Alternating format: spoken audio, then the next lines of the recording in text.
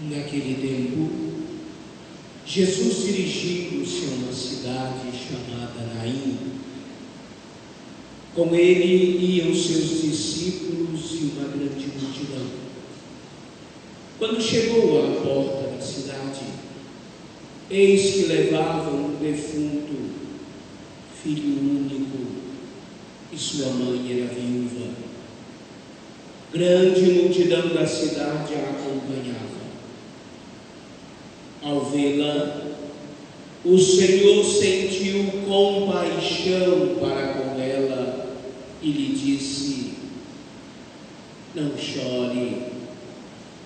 Aproximou-se, tocou o caixão e os que o carregavam pararam. Então Jesus disse: jovem, eu te ordeno, levanta-te. O que estava morto sentou-se e começou a falar. E Jesus o entregou à sua mãe. Todos ficaram com muito medo e glorificavam a Deus, dizendo: um grande profeta apareceu entre nós, e Deus veio visitar o seu povo. E a notícia do fato espalhou-se pela Judeia inteira e por toda a redondeza. Palavra da salvação. Glória ao Senhor. Podemos nos assentar por um instante. Queridos, queridas, qual é a imagem de Deus que nós temos? Para e pensa por um instante. Quando você fala de Deus, que imagem vem diante de você? Por exemplo, quando você fala do teu pai, da tua mãe, automaticamente você lembra dele, não lembra? Os traços, o jeito de ser, a maneira de agir. Quando nós falamos de Deus, qual a imagem que nós vemos? Qual a imagem que nos é apresentada? Como foi nos apresentado Deus? Na grande maioria das vezes, nós carregamos conosco uma imagem de um Deus fechado. Muitas vezes nós encontramos até em igrejas mais antigas, certas pinturas da fisionomia de Deus, um Senhor de barba longa, branca, muitas vezes de cara fechada, cara séria, com o rosto sisudo. Em algumas ocasiões nós encontramos um Deus de dedo em riste, como se dissesse assim: estou de olho em você. Em alguns lugares a gente encontra até situações de Deus com uma espécie de um livro na mão e na outra uma espécie de uma caneta, que está ali anotando coisas boas e coisas más, como se fosse um Deus contador que anota créditos e débitos.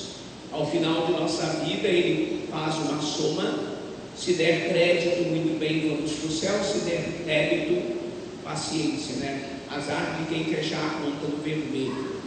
Muitas vezes é esta imagem de Deus que nós carregamos. Durante muito tempo, infelizmente, a igreja até reforçou um pouquinho esta imagem de Deus. Um Deus que castiga, um Deus isolado que não se envolve no meio do sofrimento do seu povo. A liturgia desse 10º domingo do tempo comum quer tirar esta imagem de Deus, imagem negativa, podemos dizer assim, que muitas vezes nós carregamos de Deus, e nos apresenta um outro rosto de Deus. Vamos recordar esses trechos bíblicos então. A nossa primeira leitura, o profeta Elias, que está hospedado na casa dessa viúva de Sarepta, aonde ele chegou e pediu abrigo e comida, e a viúva não negou, o acolheu, e de repente o filho desta viúva, o filho único, acaba morrendo. aí nós encontramos duas mentalidades a respeito de Deus. A primeira delas, a imagem que a viúva tem de Deus.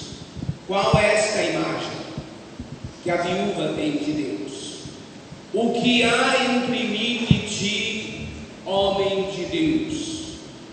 Porventura viestes à minha casa para me lembrares os meus pecados e matares o meu filho? A imagem que a viúva tinha de Deus é de que Deus a estava castigando pelos seus pecados, e uma forma de castigá-la era tirar a vida do seu filho. Quantas vezes nós reforçamos essa ideia de Deus? Quantas vezes, presta atenção, quantas vezes você pai, você mãe, já disse para o teu filho, já disse para a tua filha: não faça isso, não faça aquilo, porque Deus castiga. É essa a imagem de Deus que a viúva tem, um Deus castigador, um Deus que tira a vida. E não é Deus quem castiga. Mas então por que o filho da viúva morreu? O filho da viúva foi vítima, como tantos e tantas outras crianças no mundo de hoje, vítimas da fome. Eles estavam passando por um período de seca, de fome, e o filho da viúva foi vítima da fome. Como tantos no Brasil hoje, como tantas crianças vão morrer de fome no Brasil hoje. Em média, morre por dia no Brasil 100 crianças de fome. É a mesma situação desse filho, desta viúva. Então não é Deus quem castiga. Então tira da tua cabeça, para de passar para o teu filho, para a tua filha, esta imagem de um Deus castigador, porque Ele não é. Aí vem uma segunda imagem de Deus, a imagem que o profeta Elias tem de Deus. Ele pede para a mulher: dá-me teu filho, e vai na presença de Deus e implora: devolve a vida dessa criança. Elias é alguém que tem a imagem de um Deus presente, não de um Deus que castiga, mas de um Deus que dá a vida, de um Deus que quer a vida do seu povo, de um Deus que dá toda a condição necessária para que o homem e a mulher, trabalhando com o suor do seu rosto, ele lute em favor da vida. Então, cuidado para a gente não deturpar a imagem de Deus.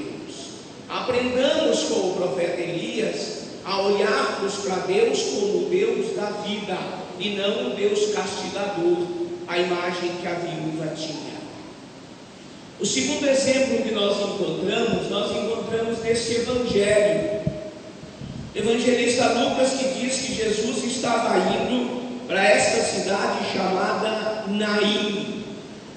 E Lucas então nos apresenta dois grupos.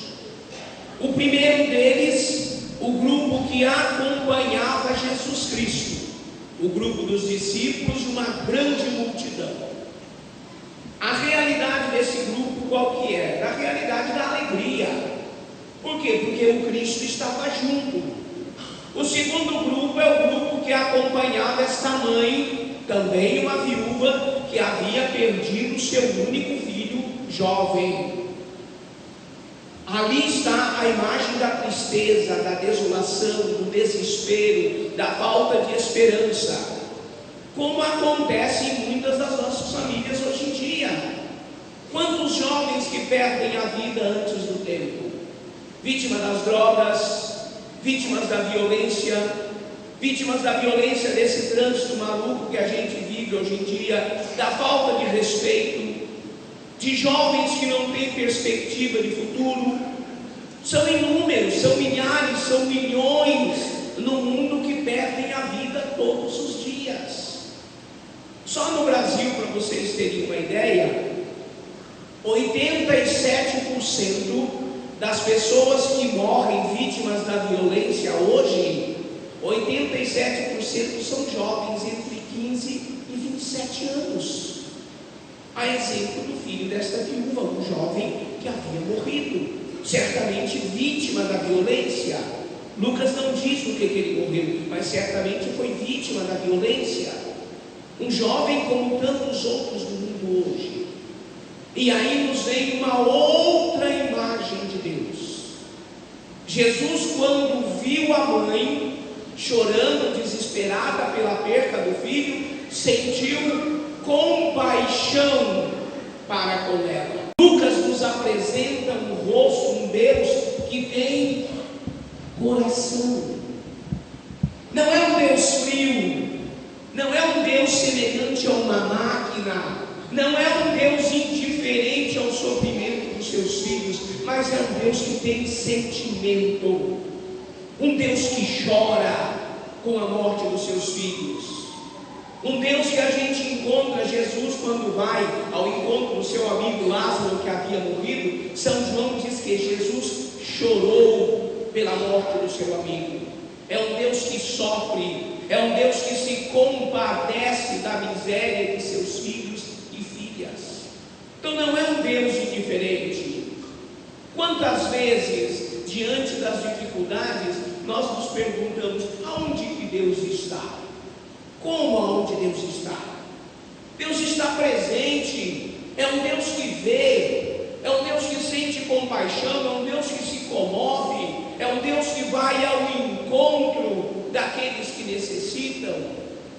Aprendamos a olhar, quando olharmos para o Sagrado Coração de Jesus, quando olharmos para a cruz de Jesus Cristo, tenhamos essa imagem de Deus, um Deus de misericórdia, um Deus que vem ao encontro, um Deus que se compadece, um Deus que tem sentimento, um Deus que tem coração. Uma outra imagem de Deus que nós encontramos na liturgia de hoje, quem nos apresenta é o apóstolo Paulo, escrevendo à comunidade da Galácia, aos Gálatas. Ele diz assim: com efeito, o evangelho que eu prego não recebi nem aprendi de homem algum, mas foi por revelação de Jesus Cristo. Paulo acredita num Deus que se revela. Não é um Deus escondido, não é um Deus longe, um Deus afastado, mas um Deus presente, um Deus que se revela no meio do seu povo, caminhando no meio dele. Quantas vezes nós ficamos perguntando onde Deus está? Quantas vezes nós perdemos hora, né? Lembram lá do domingo, depois do domingo antes da Pentecostes, domingo da Santíssima Trindade, a pergunta dos homens de branco: homens de Jerusalém, por que estão aí perdendo o tempo olhando para o céu? Quantas vezes nós ficamos olhando para o céu procurando Jesus Cristo, sendo que Ele está no meio de nós, um Deus que se revela, um Deus que se revela na palavra, um Deus que se revela na comunidade reunida, um Deus que se revela na Eucaristia, e nós ficamos por aí, boca aberta, procurando, e não encontramos mesmo, porque não sabemos procurar onde Ele está. Então, queridos, queridas, que a palavra de Deus hoje nos ajude a descobrirmos, ou melhor, a redescobrirmos quem é o Deus que nós adoramos. É o Deus da vida, é o Deus misericordioso, é o Deus que se revela, não um Deus castigador, não um Deus que se alegra com o sofrimento, mas um Deus que quer que seus filhos tenham vida e tenham vida em plenitude. Louvado seja nosso Senhor Jesus Cristo. Acreditando neste Deus, digamos: creio em Deus Pai,